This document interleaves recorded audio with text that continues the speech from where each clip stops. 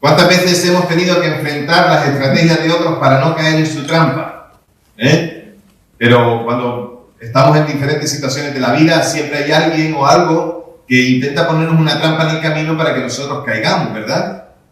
Y bueno, pues al principio siempre caemos en las trampas de otros, ¿verdad? Sobre todo cuando somos niños o en el tiempo de la infancia somos muy inocentes en cuanto a las cosas que suceden a nuestro alrededor, ¿cierto? Y entonces la gente nos hace caer en trampas, nos gastan bromas y demás. Pero cuando ya pasa un poco de tiempo y estás en ese juego de las trampas, pues llega un momento en el que ya estás preparado. Llega un momento en el que has aprendido la lección y entonces te preparas hasta tal punto de que afrontas las trampas para no caer en ellas. Pero a veces nos despistamos, a veces no tenemos cuidado y al final pasa lo que pasa. Y pasa lo que pasa con que caemos otra vez en la trampa. La imagen del ratón con el casco me hace mucha gracia porque sabe que la trampa es para cazarlo. Se supone, yo creo que es todo un montajillo ahí. Pero además de eso, lo que tenemos es que el ratón se pone el casco porque sabe que cuando vaya a coger el queso puede caer en la trampa. Así que se cubre la cabeza de alguna manera para no caer, ¿vale? La experiencia nos ayuda a saber enfrentar las trampas. Y en la naturaleza, incluso hay un montón de cosas que podemos ver, o de animales que podemos ver, o plantas que podemos ver que se defienden haciendo sus trampas, o que sobreviven haciendo sus trampas. Hace poquito vi un vídeo muy interesante de un cocodrilo acercándose a cazar a su presa, ¿vale? Tendiendo la trampa. La presa estaba tan despistada que al final cayó en la trampa, o sea, el cocodrilo lo pilló. Pero también a la vez vi otro vídeo, también un cocodrilo intentando coger a su presa, pero la presa en esta ocasión estaba alerta y se escapó. ¿Cómo lo hacemos? Pues bueno, pues a veces es el instinto de los animales, a veces es el instinto de nosotros, a veces simplemente es también que hemos aprendido, ¿vale? Y Jesús fue un experto en enfrentar las diferentes trampas en las que les querían meter otros. ¿Y qué hizo Jesús en cuanto a esas trampas? Siempre las enfrentó con sabiduría. Está graciosa la imagen, ¿a que sí? Dámoslo, La verdad es que yo no hago las imágenes, es el equipo de media que las hace, así que un reconocimiento a ellos por el trabajo que hacen cada semana siempre. Y yo simplemente digo, oye, mira, el título del mensaje es este, a ver qué encuentra. A veces doy ideas y a veces no, pero esta ocasión yo no di ni idea, mandé el título y ya dejé que la buscara. Jesús fue un experto en salir de esas trampas. Y lo vamos a ver en este pasaje que nos toca hoy en el capítulo 11 de Marcos, porque se escapó de una trampa nuevamente que los fariseos, los escribas, los ancianos, los maestros de la ley le querían poner. Pero más que contártela, la leemos y después te doy un poquito de la explicación de ella y la aplicamos a nuestra vida. ¿Parece? Dice así el versículo 27, Marcos 11, 27. Si tienes tu Biblia, puedes seguirlo en tu Biblia. Si quieres seguirlo en la pantalla, puedes seguirlo en la pantalla. Dice, volvieron a Jerusalén. Luego, mientras él andaba por el templo, vinieron a él los principales sacerdotes, los escribas y los ancianos, y le decían, ¿con qué autoridad haces estas cosas? ¿O quién te dio la autoridad para hacer estas cosas? Entonces Jesús les dijo, yo les haré una pregunta. Respóndame y yo les diré con qué autoridad hago estas cosas. ¿El bautismo de Juan era del cielo o de los hombres? Respóndame. Entonces ellos razonaban entre sí diciendo, si decimos del cielo, dirá por qué pues no le creyeron. Pero si decimos de los hombres, temían al pueblo porque todos consideraban que verdaderamente Juan era profeta. Entonces respondiendo a Jesús le dijeron, no sabemos. Y Jesús les dijo, tampoco yo les digo con qué autoridad hago estas cosas. Señor, háblanos hoy a través de tu palabra. Déjanos verte a ti, Señor, obrando. Déjanos verte a ti, Señor, manifestando tu poder. Y queremos, Señor, ser un pueblo que te sigue, que te busca, que espera en ti, en tus promesas. En el nombre de Jesús oramos. Amén y amén. Muy bien, pues interesante este pasaje que acabamos de leer porque era el mismo día de la enseñanza de la higuera seca, es decir, cuando ya había Jesús ido a Jerusalén, había entrado vamos a hacer un poquito recapitulación del capítulo 11, resulta que habían ido a Jerusalén, que habían estado había sido la entrada triunfal. Al día siguiente, camino a Jerusalén, la higuera seca, ¿os acordáis? Llegan a Jerusalén, hacen el barrido del templo. Jesús hace el barrido del templo, aquella limpieza del templo, no de la gente, sino de lo que se estaba haciendo, ¿verdad? Recordemos que Jesús va hacia el pecado, ¿verdad? No va hacia la gente, porque ama a la gente. Y después vuelven otra vez a casa. Y en este episodio vuelven otra vez a Jerusalén. Es el momento en el que se dan cuenta que la higuera se ha secado y ahora ya están en Jerusalén otra vez con sus discípulos. Lejos de esconderse, Jesús está enfrentando la situación y vuelve otra vez al templo. Esto es curioso, porque algunos podrían pensar, bueno, si Jesús los días anteriores ya resulta que estaban persiguiéndole porque ya había persecución después de lo que había hecho, se había hecho un gran revuelo, y podríamos pensar que Jesús podía haber tomado otro camino, otra iniciativa y decir, bueno, mejor que vaya a otros lugares y ya vendrá. No, pero ya hemos dicho que Jesús en este capítulo que ya estamos leyendo, estamos en la última semana de su vida, la última semana de su vida antes de ser crucificado, de su presencia en la tierra, antes de ser crucificado, resucitar y ascender a los cielos. Así que me puedo imaginar cuando Jesús llega otra vez al templo, me puedo llegar a los que están otra vez, porque la situación es la misma. No penséis que allí sucedió algo diferente de manera que todo el mundo recogió su puesto y al día siguiente la plaza estaba abandonada. ¿Qué va? Al día siguiente otra vez los mercaderes estaban allí en el atrio de los gentiles, vendiendo otra vez, los cambistas haciendo cambio de moneda. Y allí estaban todos y cada uno de ellos. Y todos a la vez estaban vigilando por si volvía a acercarse para tirar las mesas. Y entre ellos, me lo puedo imaginar, no sé si tú, pero yo me lo puedo imaginar entre ellos avisándose, cuidado, vigila tus cosas, que viene el loco que nos tiró ayer. Me lo puedo imaginar. No estoy ofendiendo a Jesús, ni mucho menos, estoy poniéndome en una situación. Algunos podrían pensar que estoy ofendiendo a Jesús, no, ni mucho menos, no se me ocurre. Es verdad que Jesús, a mi modo de entender, fue alguien que no fue comprendido por las autoridades ni por los religiosos, ni siquiera por el pueblo. Hoy en día siguen sin ser comprendidos, y para muchos pues lo califican de muchas maneras, pero Jesús es para mí mi Salvador. Le amo con todo mi corazón y quisiera dar más para Él y por Él. Así que no se me ocurre ofender a Jesús, que nadie piense eso. Pero la gente podría estar diciendo a uno entre otros, oye, cuidado que viene con sus discípulos. Vigila ahí a ver si los discípulos hoy se animan, y entonces no solamente Jesús, sino que los discípulos también nos empiezan a tirar todo aquí. Jesús paseaba por allí, por el medio, y es posible, como dije, que la guardia del templo estuviera vigilándole de cerca, a ver si se atrevía a hacer alguna cosa rara. Y por supuesto, no me cabe la menor duda de que también los líderes religiosos estaban cerca de ahí. Además, el pasaje sí que nos deja ver, ¿no? Los líderes religiosos otra vez para hacerle preguntas, para hacerle caer en la trampa y quitárselo del medio. ¿Quitarse del medio a quién? A Jesús. Pero Jesús, permitidme la semejanza, pero Jesús ya iba con el casco puesto. Sí. Jesús ya estaba preparado para las trampas de ellos. De hecho, podríamos pensar, o sea, yo no sé tú, pero me da por pensar que a Jesús le va la marcha de alguna manera. Porque pudiendo haberse escondido o haber hecho otra cosa, Jesús va y se mete otra vez, ¿dónde? En el centro, en el epicentro de donde ocurren todas las cosas, se va al templo. La ciudad, como ya os dije, están celebrando las fiestas de la Pascua y la ciudad está llena de gente. Y podríamos pensar, si su vida está en peligro, ¿para qué se mete allí? Pero debemos recordar, o podríamos pensar, que sus decisiones y las acciones de Jesús estaban llenas de temeridad. Bueno, era un tipo que era un temerario, que iba a lo que fuera y a lo que sucediera.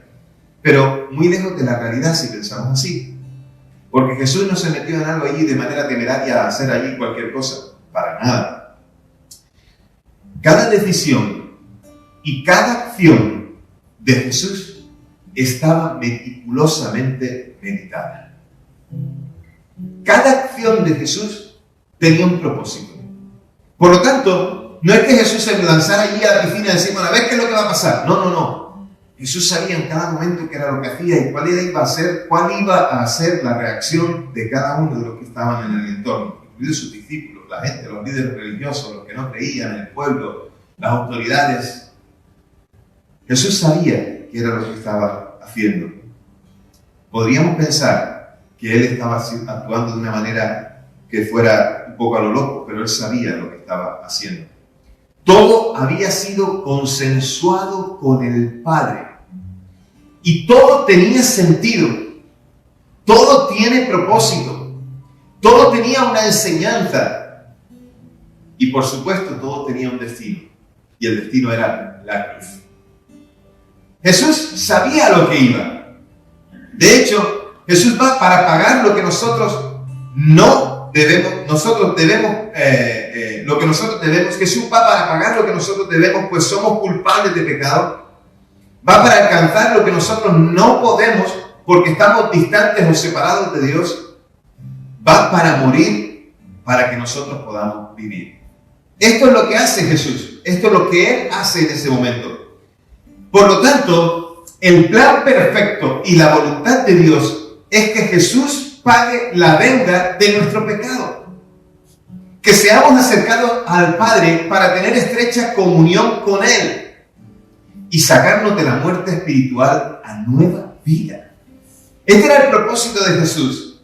Por tanto, fue nuevamente a Jerusalén y al templo a terminar de cumplir lo que se le había encomendado hacer.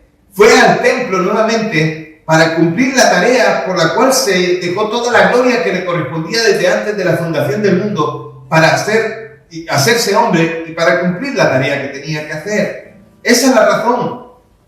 Todo lo que allí sucedió, todo episodio de Jesús tenía un propósito. Todo lo que allí sucede se debe cumplir porque había sido profetizado. Y porque el mismo Jesús se los había dicho a sus discípulos que iban a acontecer esas cosas. ¿Os acordáis cuando os hablé de aquellos momentos en los que los discípulos incluso le dicen a Jesús que no te suceda tal cosa? Y Jesús los reprende. O cuando aquellos momentos en los que ellos discutían entre sí quién era el mayor, quién era el que sería el más importante en el reino de los cielos. Y Jesús les dice, no habéis entendido nada, no se trata de vosotros, se trata de mí. Y es necesario que el Hijo del Hombre padezca por causa de vosotros.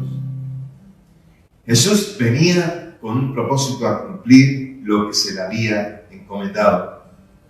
Hasta tal punto, todas estas cosas que en el texto encontramos una serie de preguntas que le hicieron a aquella gente, a aquellos líderes religiosos, con el fin de provocarle.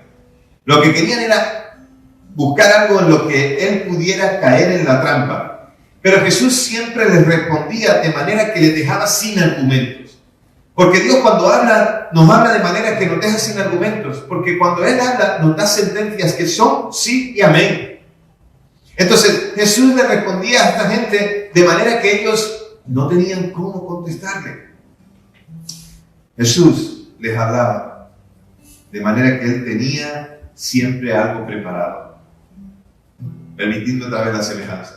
Jesús llevaba el casco, estaba preparado para las trampas que le iban a poner y Él sabía cómo defenderse.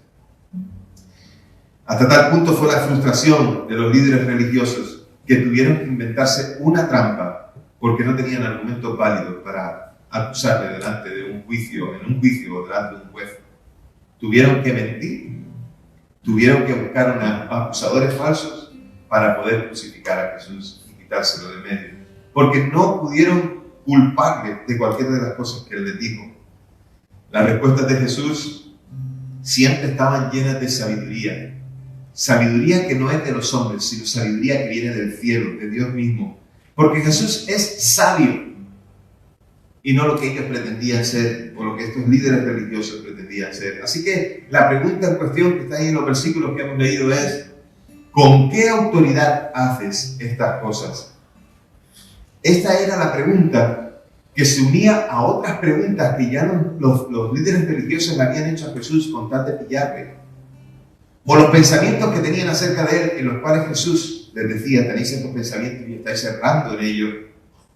Pero ¿os acordáis algunas de esas preguntas o algunas de esas cosas que Jesús les dijo? ¿Puede el pueblo, que Jesús les contestó a las preguntas de ellos, y las preguntas eran, ¿puede el pueblo del Señor pagar impuestos a un estado secular? ¿Y cómo le respondía Jesús? Trata al César lo que es del César y a Dios lo que es de Dios. ¿O se levantarán los muertos? Porque le preguntaban los saduceos que no creían en la resurrección, pero Jesús sabía que los fariseos sí, y les respondió a ellos de la manera que pudieran entender. O cuando le preguntaron, dinos cuál es el grande mandamiento, y Jesús le respondió, amarás al Señor tu Dios con todo tu corazón, con toda tu alma y con todas tus fuerzas, y al prójimo como a ti mismo. Y cuando les dijo eso, les resumió los 10 mandamientos, los 4 primeros que tienen que ver de nuestra relación entre nosotros y Dios, y los 6 segundos que tienen que ver de nuestra relación de hombre a hombre, de persona a persona, de ser humano a ser humano. Así que Jesús siempre les contestaba de manera que les dejaba sin argumentos. Estos 3 grupos de personas que nos dice el versículo 27 que vinieron a Jesús, estos 3 grupos que se mencionan aquí corresponden a gente que pertenece al Sanedrín. Y el Sanedrín era un consejo, muchas veces hemos hablado de ello, pero para recordar, el Sanedrín era un consejo, un grupo de gente, 70 personas que eran personas influyentes espiritualmente hablando, de diferentes tendencias todos. Unos, como digo, fariseos, otros saduceos, unos escribas, otros ancianos, quienes fueran, cualquiera. Y todo parece indicar que estos que se acercan a Jesús en el templo eran un grupo como enviado. Alguien que los envía y va a hacerle esta pregunta a Jesús a ver si lo pillamos aquí, a ver con qué autoridad hace todas estas cosas. Y la cuestión de la autoridad es una clara referencia a si Jesús había sido ordenado por alguna de aquellas escuelas rabínicas, de los rabís o de los rabinos. Es un poco para preguntarle, oye, ¿tú a ti quién te encomendó? Esto es un poco el lenguaje que se usa entre los pastores también. Los pastores también usan el término. ¿Tú, a ti quién te encomendó? ¿Quién oró por ti? ¿Quién te dijo que fueras al ministerio? ¿Quién te dijo que fueras pastor? Y evidentemente, en el orden de lo que vemos en las Escrituras, en la Biblia, cualquiera que se levanta como pastor no se levanta en voz propia. Cualquiera que se levanta como pastor lo tiene que hacer pensando que otros son los que le envían. Es lo que vemos en el ejemplo bíblico, es lo que vemos en el texto bíblico siempre. De alguna manera, esta era la pregunta, era cuestionar quién era él, qué autoridad tenía y por qué decía que hacía lo que hacía. Y la respuesta de Jesús apunta hacia la autoridad de Dios frente a la autoridad de la naturaleza legal o política. Frente a cualquier cosa que pudieran decir los hombres me autorizaron, Jesús siempre apelaba a que Dios era el que le había enviado. La expresión estas cosas, cuando dice ¿con qué autoridad haces estas cosas? Seguramente se estaba refiriendo a lo que había sucedido el día anterior, de tirar las mesas, de tirar lo que estaban haciendo, de provocar ahí algún alboroto. Seguramente ellos estaban diciendo, ¿con qué autoridad vienes tú a hacer esto aquí si nosotros, el sumo sacerdote en compañía, si nosotros no hacemos estas cosas? Si nosotros no hemos hecho esto, ¿quién eres tú para hacer esto? Tiene todo ese reflejo de la pregunta que quiere provocar que, ¿por qué tú hiciste eso ayer? Entonces Jesús les habló de todas estas cosas y les comentó y les hizo una pregunta. Y también del hecho del aumento de su popularidad de Jesús entrando triunfalmente en Jerusalén. La gente estaba ahora mismo con Jesús de parte de él. Pensaban que este sería el que provocaría una revolución en todo Israel en el sentido político, pero no en el sentido espiritual. Entonces Jesús les hace una pregunta a ellos. Yo contestaré si me decís, ¿el bautismo de Juan qué era? ¿Del cielo o de la tierra? ¿De Dios o de los hombres? Y esa expresión del bautismo de Juan hace referencia no solamente al acto del bautismo, sino que también, por extensión, a toda la enseñanza de Juan el Bautista. ¿Qué enseñó Juan el Bautista? ¿Os acordáis? Ya lo hemos visto al principio del Evangelio de Marcos, en el capítulo 1, y después en unos capítulos más adelante otra vez, Jesús hablando de Juan y resaltando la figura de Juan como profeta. Pero ¿cuál fue el mensaje de Juan el Bautista? ¿Os acordáis? Arrepentimiento. Anunció arrepentimiento y perdón de pecados. Ese era el mensaje de Juan. ¿Qué fue lo que hizo Juan? Denunció el pecado. ¿Qué hizo Juan? Denunció el pecado de las autoridades religiosas, denunció el pecado de las autoridades políticas, por eso le cortaron la cabeza, y anunció también o denunció el pecado del pueblo. Y otra cosa que también hizo Juan el Bautista fue anunciar la llegada del Mesías y del reino de los cielos. Fue el precursor del Mesías, preparó el camino para el Señor, conforme como estaba profetizado acerca de cómo sucedería. Preparó el camino del Señor. Y la expresión del cielo, cuando le dice del cielo, es una perífrasis hebrea para evitar la mención del nombre divino, del nombre de Dios.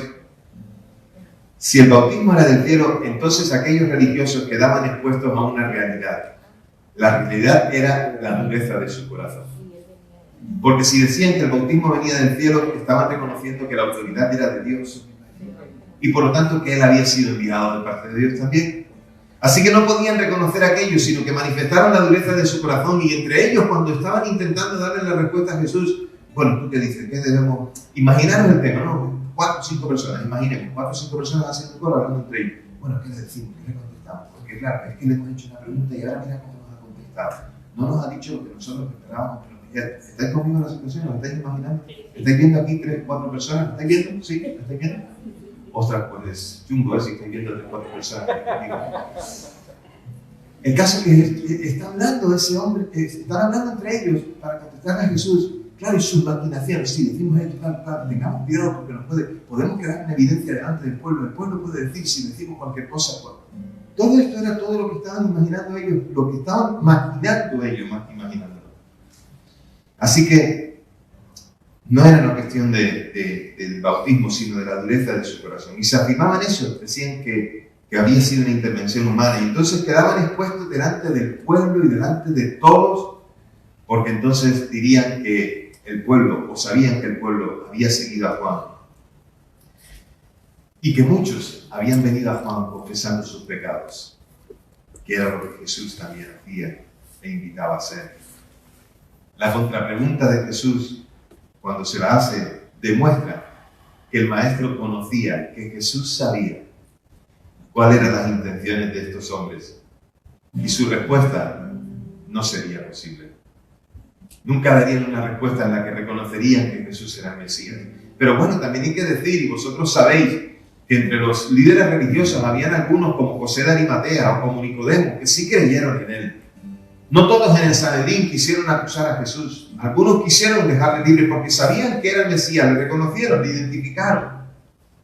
Pero el contexto nos indica que los dirigentes judíos rechazaron la autoridad de Juan por cuanto era precursor de Jesús. Y esto explica el curioso planteamiento que ellos hacen para analizar la lógica de su pregunta. Si decimos que era del cielo, no lo reconocimos a Juan y no lo reconocemos a él. Y no lo reconocimos, pero son de autoridad de Dios. Pero si decimos de los hombres, estaban ellos metidos en su idea de querer pillar a Jesús y de hacerle caer en la trampa. Nosotros esperaríamos un razonamiento que fuera por ese camino. Hubiéramos esperado que el razonamiento fuera tal y como ellos lo planearon, pero el dilema no les permite seguir con más preguntas. Jesús les contesta, se va y a otra cosa.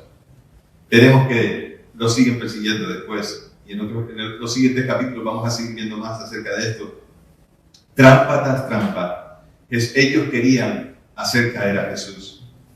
Jesús no les responde porque no son merecedores de ellos. Es más, dice, en alguna ocasión le preguntaron en esas trampas, danos una señal.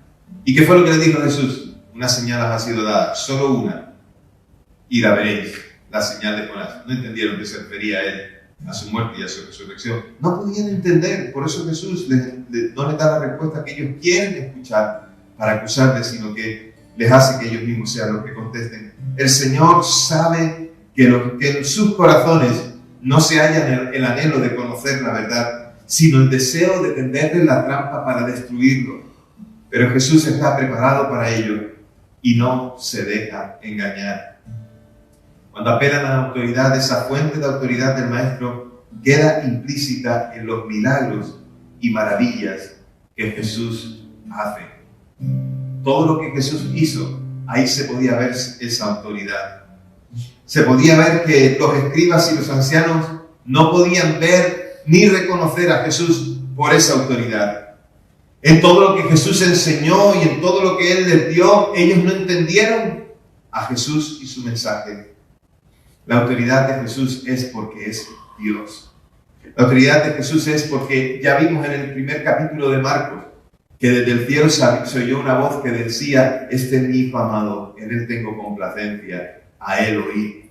Estaba autorizando, estaba dando la autoridad sobre todas las cosas para que hiciera y deshiciera.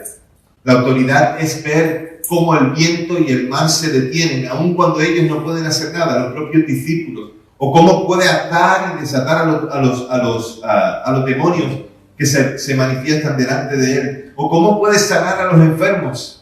Eso era autoridad. La autoridad que Jesús tiene es la que hoy conocemos, que le llevó a la cruz, le llevó a vencer la muerte y a resucitar al tercer día. Esa es la autoridad de Jesús.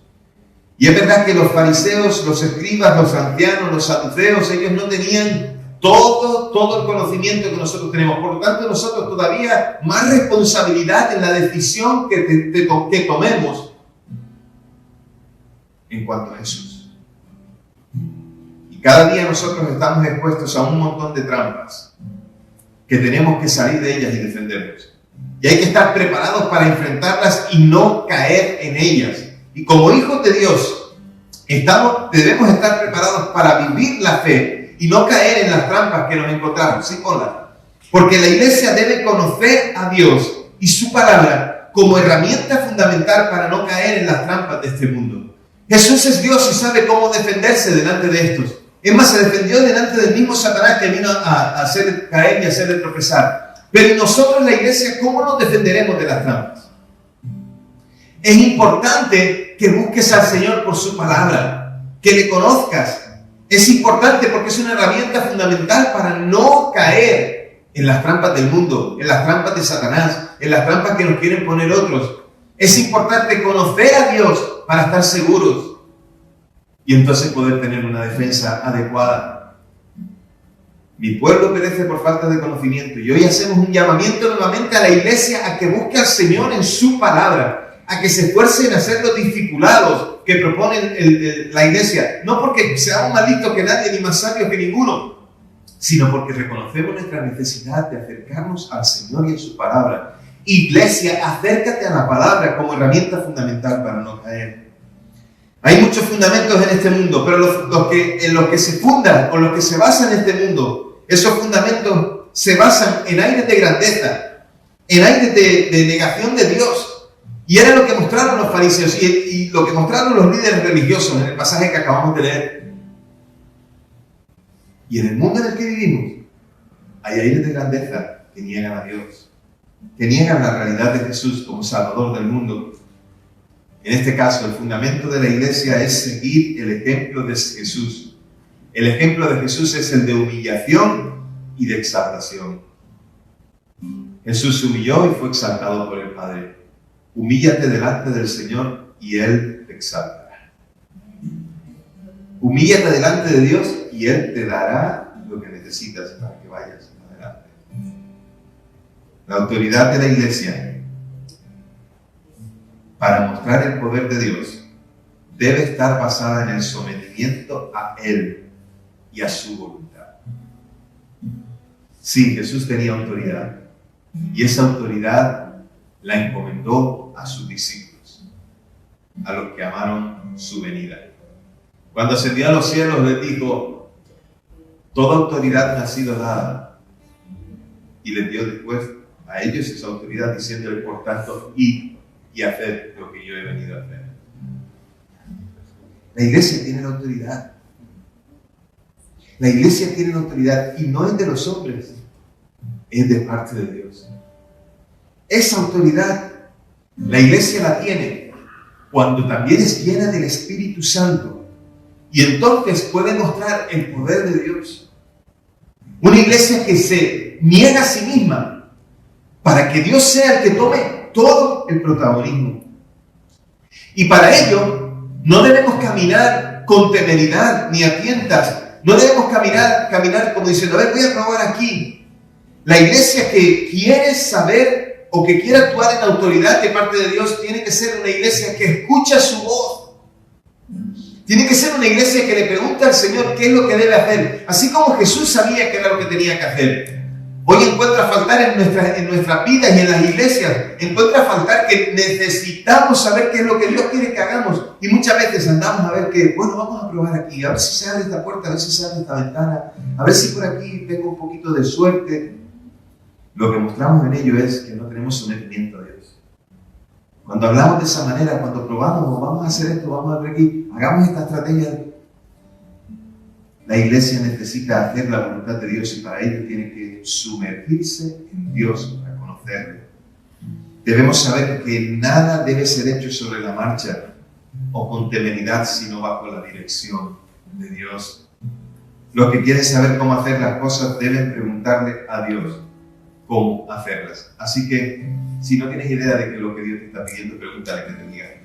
Escucha su voz, habla con Él, deja que Él te hable. El anuncio de la salvación de Dios en Cristo sigue estando en manos de la iglesia. ¿Estás dispuesto a pagar el precio?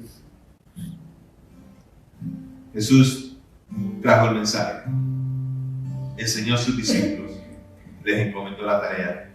Y esa tarea ha ido pasando generación tras generación de aquellos que han ido creyendo el mensaje que se ha ido predicando y han comprobado que Jesús es Dios. Y ahora está en nuestras manos. La iglesia hoy, en este tiempo, la iglesia tiene que entregar ese mensaje también. Con la palabra, con el poder de Dios y con la autoridad que se nos encomendó en aquella gran comisión, estamos más que capacitados para seguir anunciando a Cristo como lo hicieron aquellos discípulos cuando Jesús ascendió a los cielos. Estamos capacitados igual, como otros que siguieron el ejemplo de aquella iglesia primitiva y que también lo hicieron, y por eso el Evangelio llega a nuestros días, porque ha habido gente fiel, que a pesar de las trampas que ponía el mundo y a pesar de las trampas que ponían otros, permanecieron fieles y siguieron al Señor y proclamaron su nombre. Entonces, ¿estás preparado para las trampas? ¿Estás preparado para defenderte? ¿Ya tienes puesto el casco? Bueno, no solamente el casco. Efesios capítulo 6 que nos dice que toda la armadura, además. Toda la armadura puesta para poder salir a pelear la batalla. Así que estate alerta para que no caigas en las trampas. Y si caes no pasa nada, porque abogado defensor tenemos en Cristo Jesús. Él nos defiende. Una invitación para ti y para mí hoy. Deja tus argumentos de lado, los argumentos de la grandeza de este mundo, del conocimiento de este mundo. Deja todo eso de lado. ¿Para qué? Para rendirte ante aquel al que le fue dada toda autoridad. La primera cosa hoy que te invito es a que decidas, si aún no has decidido, a que decidas seguir a Jesús como el Señor y Salvador de tu vida. Siga a Jesús. Lo que te invito es a que, respondiendo al mensaje que dio Juan, el profeta, Juan el Bautista, y al que dio Jesús, que es el mismo mensaje que damos hoy, te arrepientas de todos tus pecados, confieses que eres pecador y que le pidas al Señor que te perdone de sus pecados. Si estás aquí en esta sala hoy y aún no le has dicho al Señor, Señor, me arrepiento de mis pecados y te pido perdón por mis pecados y quiero que seas mi Señor y mi Salvador. Si hay alguno en esta sala todavía que no le ha dicho a Jesús, Jesús, yo quiero seguirte y dejarlo todo atrás por ti. Quiero dejar todos los argumentos y todas las preguntas trampas que te he hecho porque quiero seguirte a ti, porque quiero depender de ti, porque quiero tener paz contigo y tener vida eterna contigo, Señor. Ahí donde estás, dile hoy a Jesús, Jesús, yo quiero seguirte, yo quiero que seas mi Señor. Si estás tomando esta decisión hoy y lo estás haciendo por primera vez, ahí donde estás, levanta tu mano y dile, Señor, yo quiero seguirte.